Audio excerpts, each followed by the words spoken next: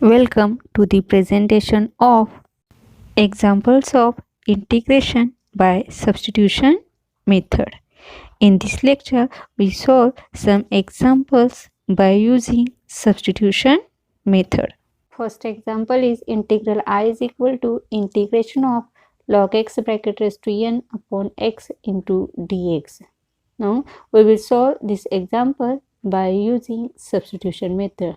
Therefore, here we put substitute log of x equal to t. Therefore, differentiating this term, we get derivative of log x is 1 upon x into dx is equal to derivative of t is dt. Now, put these values in the integral I. Therefore, integral I becomes integration of log x raised to n, but log x is t, therefore it becomes t raised to n, and 1 upon x into dx is dt, therefore integral becomes integration of t raised to n into dt. Now, using the formula, we get its answer t raised to n plus 1 divided by n plus 1 plus constant c. Now, use here value of t again. Therefore, we get integral I is equal to log of x bracket raised to n plus 1 divided by n plus 1 plus constant c. Example मध्ये तुम्हाला log x raised to n upon x he term दिली integral मध्ये. आपण हे example substitution मेथडने सोडवणार आहोत. मग substitution method म्हणजे आपल्याला पहिल्यांदा एखाद्या टर्मला टी यूज करायचं असतं. टी कशाला म्हणायचं आणि ही मेथड केव्हा यूज करायची असते, तर जेव्हा इंटिग्रलमध्ये एखादं फंक्शन आणि फंक्शनचा डेरिव्हेटिव्ह दोन्हीही टर्म इंटिग्रलमध्ये प्रेझेंट असतील तेव्हाच आपण सबस्टिट्यूशन मेथड इथं यूज करू शकतो. मग आता इथे दोन फंक्शन काय दिसतात मला, एक तर लॉग एक्स दिसतं आणि एक 1 अपॉन एक्स दिसतं. म्हणजे लॉग एक्सचा डेरिव्हेटिव्ह काय असतो, 1 अपॉन एक्स असतो, म्हणून आपण लॉग एक्सला काय म्हटलं, टी म्हटलं. मग टी टर्म कन्सिडर केली की प्रत्येकाचा डेरिव्हेटिव्ह घ्यायचा आणि डी एक्सची पण value in terms of D T काढावी लागते. म्हणून सगळ्याचा डेरिव्हेटिव्ह घेतला तर लॉग एक्सचा डेरिव्हेटिव्ह झाला 1 अपॉन एक्स डी एक्स, टीचा डेरिव्हेटिव्ह झाला डी टी. ह्या दोन्ही व्हॅल्यूज टी डी टीच्या आपल्या इंटिग्रलमध्ये यूज केलं की इंटिग्रेशनमध्ये टर्म आहे तुमची t raise to n into d T.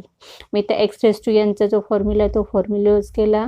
Formula use करून झाला, सिम्प्लिफाय होत असेल तर टर्म सिम्प्लिफाय करा, होत नसतील तर अगेन टीच्या जागी टीची जी व्हॅल्यू आपण कन्सिडर केली ती पुट करा.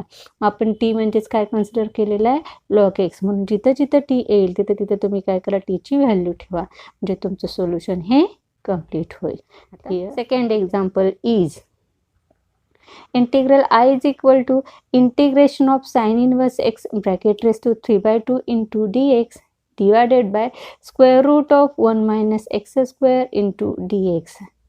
Here solution is. आता एक्झाम्पल मध्ये जर बघितलं तर आपल्याला इथं काय दिसतं, वरती साइन इनवर्स फंक्शन आहे आणि साइन इनवर्स एक्सचा डेरिव्हेटिव्ह काय असतो, 1 upon square root of 1 minus x square. ती टर्म तुमची डिनॉमिनेटरमध्ये ऑलरेडी प्रेझेंट आहे, म्हणून आपण इथे सबस्टिट्यूट काय घेणार आहोत, sine inverse of x is equal to t. T substitute घेतला म्हणून सगळीकडे डेरिव्हेटिव्ह घ्या. Therefore derivative of sine inverse x is 1 upon square root of 1 minus x square into dx and derivative of t is dt. Now use these values in the integral. Therefore given integral I becomes integration of sin inverse x means t raised to 3/2 into dt. Now again use here formula of integration of x raised to n dx. Therefore we get its value t raised to 3/2 plus 1 divided by 3/2 plus 1 plus constant c. Now simplifying it, we get t raised to 5/2 divided by 5/2 plus constant c. Putting the value of t, we get final answer as integral I is equal to 2/5 into sin inverse of x bracket raised to 5/2 plus constant c. Example मध्ये sine inverse एक्सचा derivative असल्यामुळे आपण sign इनवर्सला T म्हटलं, प्रत्येक टर्मचा derivative find केला. हीच term तुमची इंटिग्रलमध्ये प्रेझेंट आहे म्हणून टीच्या आणि डी टीच्या दोन्ही व्हॅल्यू आपण इंटिग्रलमध्ये यूज केल्या. हे इंटिग्रेशन सुद्धा x⁴n टाईपचं आहे म्हणून त्याचाच फॉर्म्युला यूज केला आणि सिम्प्लिफाय केला. इथला हा 2 छेदाचा छेदामध्ये असल्यामुळे तो रिवर्स कुठं आला अंशामध्ये, म्हणून तुम्हाला व्हॅल्यू मिळाली 2/5 इथे व्हॅल्यू मिळाली. आणि तीची व्हॅल्यू आपण साइन इनवर्स x कन्सिडर केले म्हणून sine inverse x raise to किती आला 5/t प्लस कॉन्स्टंट c. आता इथं आपलं एक्झाम्पल complete झाले. Third example is integral I is equal to integration of 1 plus x divided by x into sin of x plus log x into dx. इथं आपण जर पाहिलं तर आपल्याला काय दिसते term 1 plus x upon x आहे आणि साइन आहे. साइनचं डेरिव्हेटिव्ह कॉस्ट ऑलरेडी प्रेझेंट नाही आहे म्हणून आपण काय केलं साइनला जोडलेलं जे फंक्शन आहे त्या फंक्शनला टी कन्सिडर केलं. Put log x plus log x equal to t. Therefore आता डेरिव्हेटिव्ह घेतल्यानंतर एक्सचं डेरिव्हेटिव्ह आला 1 प्लस लॉग एक्सचं डेरिव्हेटिव्ह आला 1 अपॉन एक्स. ह्या दोन्ही टर्म एक्सच्या आहेत म्हणून त्याच्या पुढची टर्म आली डी एक्स. मी तो ब्रॅकेटच्या बाहेरच घेतला कारण दोन्हीही एक्सच्या टर्म्स आहेत म्हणून. इज इक्वल टू टीचं डेरिव्हेटिव्ह किती आला डी टी. आता इंटिग्रलमध्ये अशा टाईपची टर्म मला दिसत नाही पण तिथे 1 प्लस एक्स अपॉन एक्स दिसतं म्हणून ही ॲडिशन आपण सॉल्व्ह करून घेतली. क्रॉस मल्टिप्लिकेशन जर केलं आपण तर आपल्याला टर्म काय मिळाली x plus 1 divided by x into dx is equal to dt. Now use these values of t and dt in the given integral. Therefore 1 plus x divided by x into dx ह्या सगळ्याची value किती आहे dt म्हणून इथे term आहे तुमची dt. म्हणजे इंटिग्रलमध्ये राहिलं काय 1 upon sine of x plus log x. पण x प्लस लॉग एक्सलाच आपण काय म्हटलेलं आहे t म्हणून टर्म झाली integration of 1 upon sine of t. 1 upon sine of t म्हणजेच काय असतं function cosec of t. Therefore we get integral I is equal to integration of cosec t d t. Now use the formula of integration of cosec x d x. Therefore we get integral I is equal to log of cosec t minus cot t plus constant C. Now here use value of t again. Therefore we get final answer as integral I is equal to log of cosec of x plus log x minus cot of x plus log x bracket complete plus constant c. एक्झाम्पलमध्ये इथं x plus log एक्सचा derivative इंटिग्रलमध्ये present आहे म्हणून आपण त्याला T consider केलं आणि term simplify करून तुमच्या इंटिग्रलमध्ये जी टर्म आहे तीच टर्म इकडे तयार करून घेतली आपण आणि त्यांच्या दोन्हीच्या टीचे आणि डी टीचे व्हॅल्यूज आपल्या इंटिग्रलमध्ये यूज केलं आणि इंटिग्रल तुमचं जे टी पॅरामीटरमध्ये तयार झालं आहे ते एक्झाम्पल सिम्प्लिफाय करत जायचं आणि लास्टच्या स्टेपला टीच्या जागी टीची व्हॅल्यू पुट करा म्हणजे आपलं सोल्युशन इथं कंप्लीट होतं. Integral I is equal to integration of x into sec square of x square divided by square root of tan cube of x square into d x. आता ह्या एक्झाम्पलमध्ये जर पाहिलं तर सेक स्क्वेअर एक्स फंक्शन दिसतं tan cube x function दिसतं. सेकला जर आपण टी म्हटला तर सेकचा derivative sec x into tan x असतो. ती टर्म इथं छेदामध्ये नाही आहे म्हणून आपण जर टॅनला टी म्हटलं तर डेरिव्हेटिव्ह ऑफ टॅन एक्सची व्हॅल्यू किती असते सेक स्क्वेअर ऑफ एक्स असते. ती टर्म इथं ऑलरेडी प्रेझेंट आहे म्हणून आपण काय म्हटलं put tan of x square is equal to t. ह्यातलं फक्त टॅन फंक्शन घेतलं आपण क्यूब घ्यायचा नाही फक्त टॅन कारण टॅनचा डेरिव्हेटिव्ह वरती आहे टॅन क्यूबचा डेरिव्हेटिव्ह नाही आहे म्हणून टॅन ऑफ एक्स स्क्वेअरला टी म्हटलं. टी म्हटल्यानंतर आता प्रत्येक टर्मचं डेरिव्हेटिव्ह घ्यायचं आहे आपल्याला मग टॅनचा डेरिव्हेटिव्ह असतो सेक स्क्वेअर पुढचा अँगल आहे तसंच. हे कंपोजिट फंक्शन आहे म्हणजे प्रत्येक टर्मचा आपल्याला डेरिव्हेटिव्ह यूज करावं लागेल. पहिला डेरिव्हेटिव्ह आपण टॅनचा घेतला सेक स्क्वेअर आणि पुढचा अँगल आहे तसंच ठेवलं एक्स स्क्वेअर. आता टॅनचा डेरिव्हेटिव्ह त्यानंतर कशाचा डेरिव्हेटिव्ह घ्यायला हवा एक्स स्क्वेअरचा आणि एक्स स्क्वेअरचा डेरिव्हेटिव्ह किती असतो 2x म्हणून पुढची टर्म आली d x is equal to काय मिळालं आपल्याला डी टी. टीचा डेरिव्हेटिव्ह डी टी आला. एक्झाम्पलमध्ये जर बघितलं तर इथं एक्स आहे sec square of x square आहे एक्स आहे sec square of x square आहे डी एक्स पण आहे पण हा 2 नाही आहे म्हणजे ही टर्म आपल्याला इंटिग्रलमध्ये नाही आहे नको आहे म्हणून ही 2 टर्म कॉन्स्टंट असल्यामुळे आपण काय करणार अपोजिटला शिफ्ट करणार. देअरफॉर इकडे टर्म शिल्लक करायला remaining term is sec square of x square into x d x is equal to d t divided by 2. हा मल्टिप्लिकेशन मधला 2 अपोजिट मध्ये डिनॉमिनेटरला. Using these values of t and dt in the integral, we get integral I is equal to integration of 1 upon square root of t cube into dt divided by 2. t आणि dt च्या दोन्ही values इंटिग्रलमध्ये ठेवल्यामुळे integral I कसं तयार झालं, integration of 1 upon square root of t cube into dt divided by 2. T क्यूबची term आहे आणि परत ती डिनॉमिनेटरमध्ये आहे आणि त्या स्क्वेअर रूट ही आहे. हे स्क्वेअर रूट जर बाहेर घेतलं तर ही टर्म काय झाली, 1 upon t raise to 3/2 term झाली. ती टर्म डिनॉमिनेटरमध्ये असल्यामुळे ती टर्म न्यूमरेटरमध्ये शिफ्ट करत असताना त्याचा इंडेक्स काय होईल, मायनस होईल. स्क्वेअर रूट ऑफ टी क्यूबची व्हॅल्यू तुम्हाला काय मिळाली, टी रेस टू मायनस 3/2 आणि पुढची टर्म तुमची dt/2 आहे तशीच. हा हाफ कॉन्स्टंट असल्यामुळे इंटिग्रेशनच्या बाहेर येणार तसाच राहणार आणि टी रेस टू मायनस 3/2 साठी अगेन कुठला फॉर्म्युला यूज करावा लागेल आपल्याला, integration of x raise to n चा. Therefore use here and formula and we get t raised to minus 3/2 plus 1 divided by minus 3/2 plus 1 plus constant c. Now keep this half as it is and solve this addition. By taking cross multiplication we get its answer as t raised to minus half divided by minus half plus constant c. Now this half and this half term get cancelled. Taking this minus sign in the numerator, we get final answer as minus t raised to minus half plus constant c.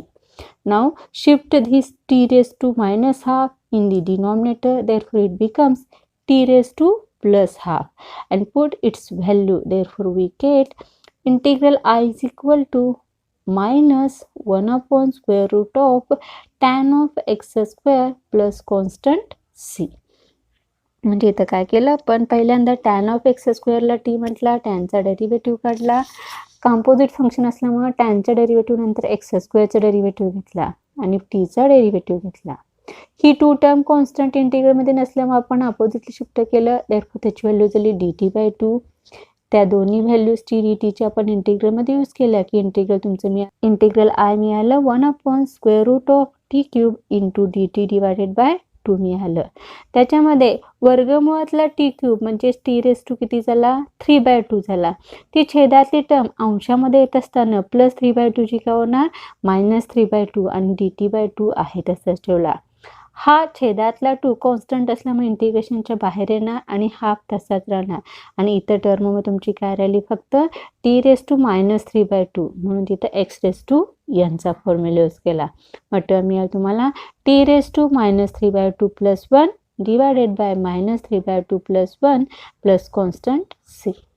तिरकस गुणाकार करून यांची बेरीज सोडवली की ह्याचा answer किती मिळतं आपल्याला, मायनस हाफ मिळतं. छेदामध्ये पण मग मायनस हाफ आला. ही हाफ टर्म न्यूमरेटरमध्ये, ही हाफ टर्म डिनॉमिनेटरमध्ये, देअरफॉर हाफ हाफ काय होणार, कॅन्सल होणार आणि हे मायनस आहे आपण वरती घेतलं. टी रेस टू मायनस हाफची टर्म आहे ती मला प्लस करायची असेल तर ही टर्म मला कुठे शिफ्ट करायला पाहिजे, डिनॉमिनेटरमध्ये. आणि रेस टू हाफ म्हणजेच काय असतं, स्क्वेअर रूट असतं.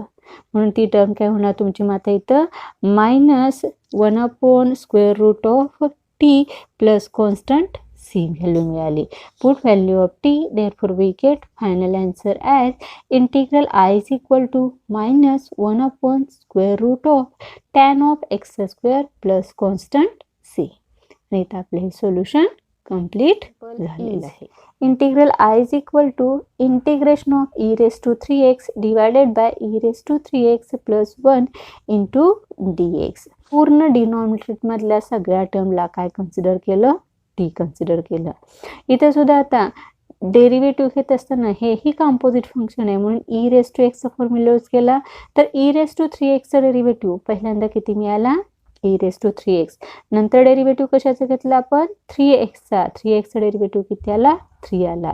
प्लस 1चा डेरिव्हेटिव्ह किती आहे ना, 0 आणि एक्सच्या टर्म असल्यामुळे इंटू काय आला, dx. इकडे टीची व्हॅल्यू मिळाली dt. म्हणजे टर्म तुमची झाली 3 into e raise to 3x dx झाली. पण इंटिग्रलमध्ये कुठेही 3 नाही आहे म्हणून हा 3 आपण काय केला, अपोजिटला शिफ्ट केला. म्हणजे व्हॅल्यू काय मिळेल तुम्हाला, e raise to 3x into dx is equal to dt divided by 3. गुणाकारातला 3 इकडे कुठं आला तुमचा भागाकारामध्ये आला. Now using the values of t and dt in the integral, we get integral I is equal to 1 upon t into dt divided by 3. Now take these 3 constant outside of the integral. Therefore we get 1 upon 3 into integration of 1 upon t into dt. This constant 1 upon 3 remains as it is and use here formula.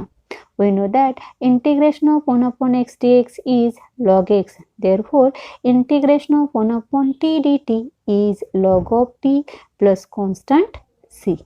Now, using the value of t, we get final answer as integral I is equal to 1 upon 3 into log of e raised to 3x plus 1 plus constant c. Example मध्ये आपण substitute घेतला e raised to 3x plus 1 ला t consider केलं, derivative घेतला. Derivative घेतल्यानंतर त्याच्यामध्ये ही जी 3 constant term आपल्या इंटिग्रलमध्ये नाही आहे म्हणून ही टर्म फक्त आपण अपोजिटला शिफ्ट केली आणि ह्या दोन्ही व्हॅल्यूज आपल्या इंटिग्रलमध्ये यूज केल्या. इंटिग्रलमध्ये यूज केल्यानंतर छेदातला 3 कॉन्स्टंट असल्यामुळे बाहेर येताना 1/3 टर्म आली आणि आतमध्ये 1 upon t dt ही टर्म राहिली. त्याचा फॉर्म्युला यूज केला आणि फॉर्म्युलामध्ये परत टीच्या जागी टीची व्हॅल्यू यूज केली. इथं आपल्या एक्झाम्पलचे सोल्युशन कंप्लीट झालेलं आहे. Now next example is integral I is equal to integration of x square plus 2 divided by x square plus 1 into a raised to x plus tan inverse of x into dx. Now here we have to use substitute x plus tan inverse x is equal to t. हे example मध्ये आपल्याला x plus tan inverse of x ला t consider करायचा आहे. Therefore taking derivatives we get derivative of x is 1 plus sign as it is derivative of tan inverse of x is 1 upon 1 plus x square into dx is equal to derivative of t is dt. Now taking cross multiplication we get 1 plus x square plus 1 divided by 1 plus x square into dx is equal to dt. Solving it we get x square plus 2 divided by x square plus 1 into dx is equal to dt. Now using this value of t and dt in the given integral, we get integral I is equal to integration of a raised to t into dt is equal to, using the formula of integration of a raised to x dx, we get answer a raised to t upon log of a plus constant c. Now using the value of t again, we get integral I is equal to a raised to x plus tan inverse of x divided by log of a plus constant c.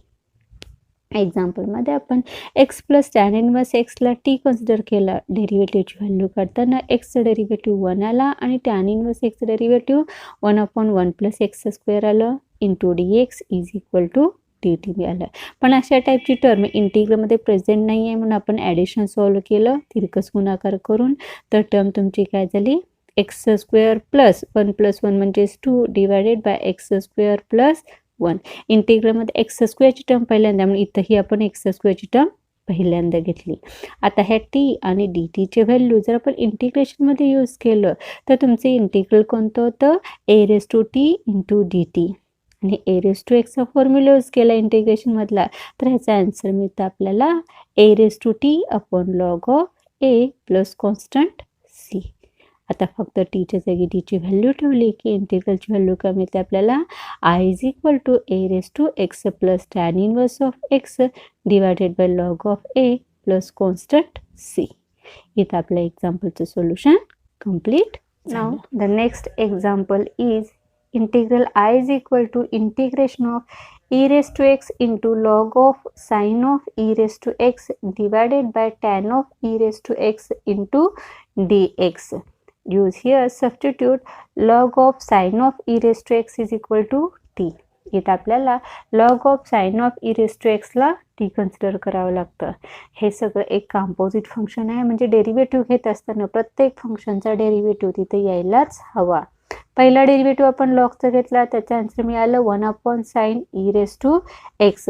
नंतर आपण derivative घेतला साईनचा derivative झाला cos of आणि पुढचा angle e⁻x आहे. तसंच साईनचा derivative झाला, लॉगचा झाला, साईनचा झाला, म्हणजे तर राहिली टर्म कोणती e⁻x. आणि e⁻x डेरिव्हेटिव्ह किती असतो e⁻xच इंटू पुढची टर्म झाली तुमची dx इज इक्वल टू टीचा डेरिव्हेटिव्ह मिळाला तुम्हाला dt. आता तुमच्या एक्झाम्पलमध्ये डिनॉमिनेटरमध्ये टॅनची टर्म आहे, म्हणून आपण ही कॉसची टर्म छेदामध्ये शिफ्ट करणार. अंशातली टर्म म्हणजे छेदाच्या छेदामध्ये येते, म्हणजे ही टर्म काय झाली 1/sin e⁻x divided by cos e⁻x होईल. आणि sin x upon cos x म्हणजेच काय असतं tan x, म्हणून ह्याची व्हॅल्यू काय मिळेल आपल्याला 1/tan of e⁻x. आणि हा पुढचा e⁻x dx आहे तसाच राहील, इक्वल टू व्हॅल्यू मिळेल तुम्हाला dt.